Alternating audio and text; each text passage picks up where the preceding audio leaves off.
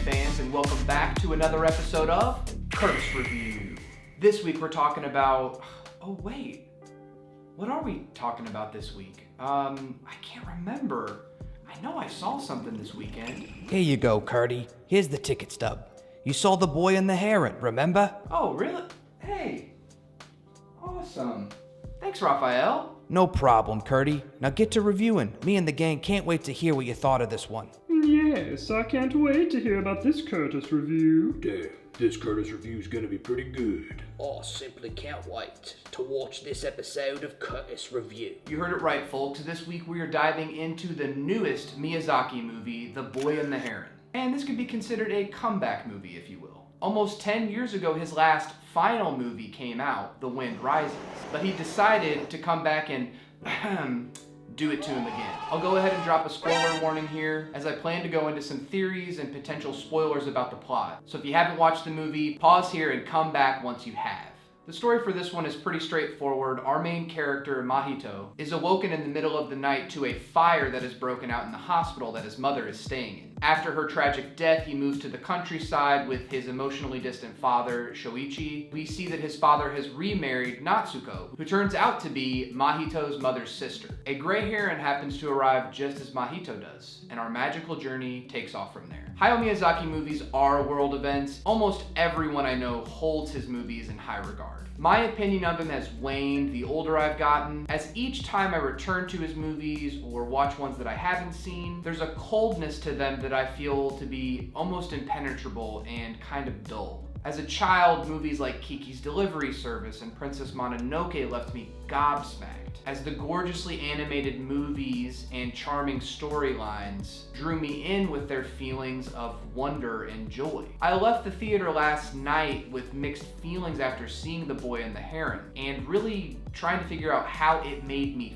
feel. Because Mahito and a lot of the other characters are kind of hard to connect to emotionally. Relating to characters is huge for movies, and especially ones like this. And this is perhaps the most challenging aspect of this movie to get past. If you do get past that aspect, and eventually you will if you let this movie's unique magic work on you, you'll be left with many questions and some disturbing confusion once the credits roll. Miyazaki's nihilism is fully on display, symbolic in his obsession with fire, water, and other erosive forms of destruction. Within that nihilism, though, is hope. And it's that aspect of hope that The Boy and the Heron elicits that makes it my new favorite Miyazaki movie. I did not go into this movie expecting to say anything like that. The friend I saw this movie with did give me some context into what has been going on with Hayao Miyazaki in his personal life and his retirement from Studio Ghibli up until this point.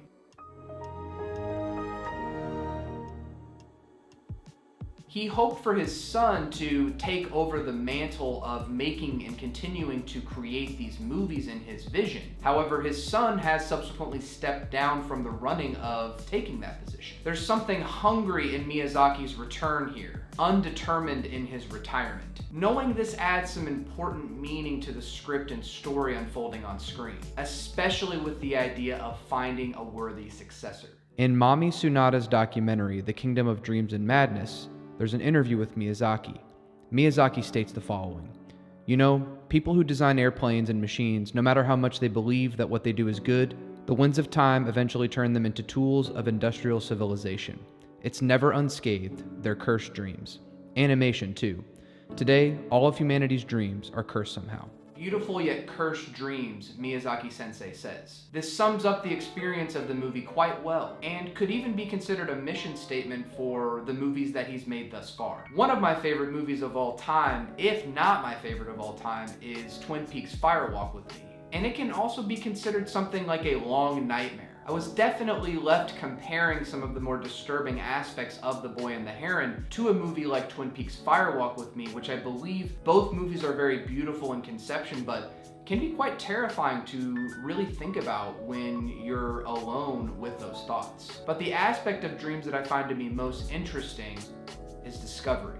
The discovery angle of The Boy and the Heron is really where it shines. While the first half of the movie tends to kind of plod along, taking its time, kind of like a writer working on a second draft for a script, I just had to see where the movie was going to take us next. It's redundant to say that the animation in a Miyazaki movie is great at this point, but it's still always breathtaking to see his worlds unfold on screen in front of you. Above one of the tower entryways into which Mahito enters are scrawled the Latin words, Facimi la divina potestate, roughly translating to, I was made from divine power.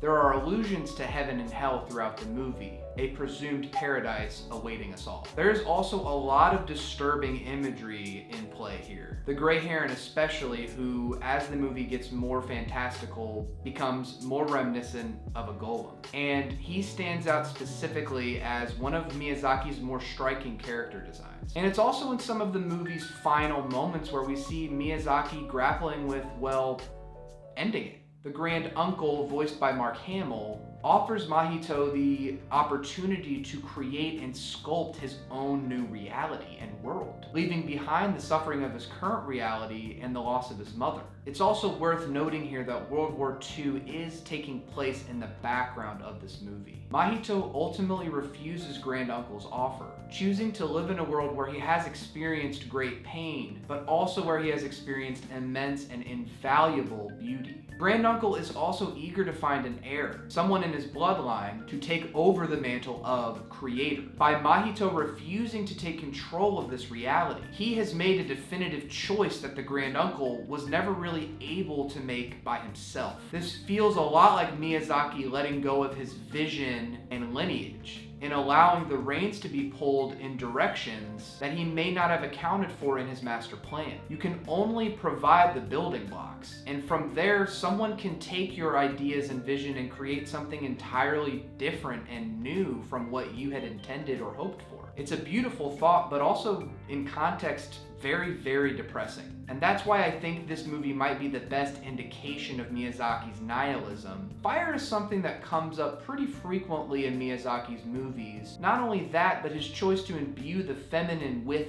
fire in this movie is an inspired and thought-provoking choice to make. He's combined these two natural forces into something that is very duplicitous and fluid, both embodying destruction and rebirth. There's also the interpretation that humans are seen only as hopeless vessels for consumption, fire being the best symbolic entity for the human force. There's a specific message in The Boy and the Heron that humanity, as embodied in this instance by Dave Bautista's Parakeet King, interceding with the forces of nature, will be our undoing, rupturing and destroying decades of art, beauty, and film in the pursuit of war and oil.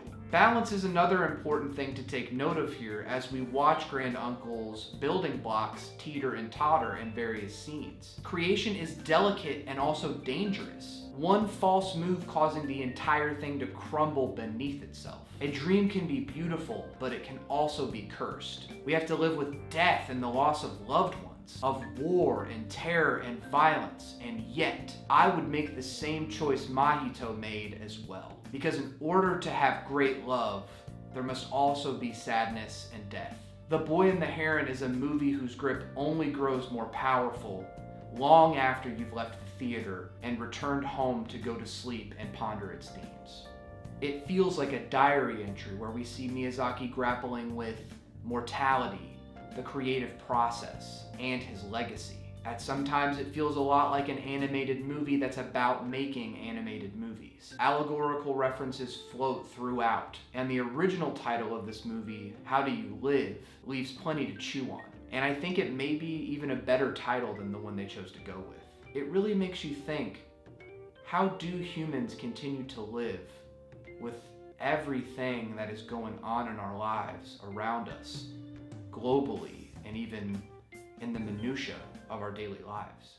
As you can tell, I have a lot of thoughts about The Boy and the Heron. I can't wait to rewatch it. I'm surprised how much it has affected me. Did you like The Boy and the Heron? Do you think it's Miyazaki's best? If not, what is your favorite movie of his and why? Sound off in the comments below. And if you'd like to see more videos like this in the future, please remember to like and subscribe. Keep watching movies, keep forming your own opinions, and until next time, peace.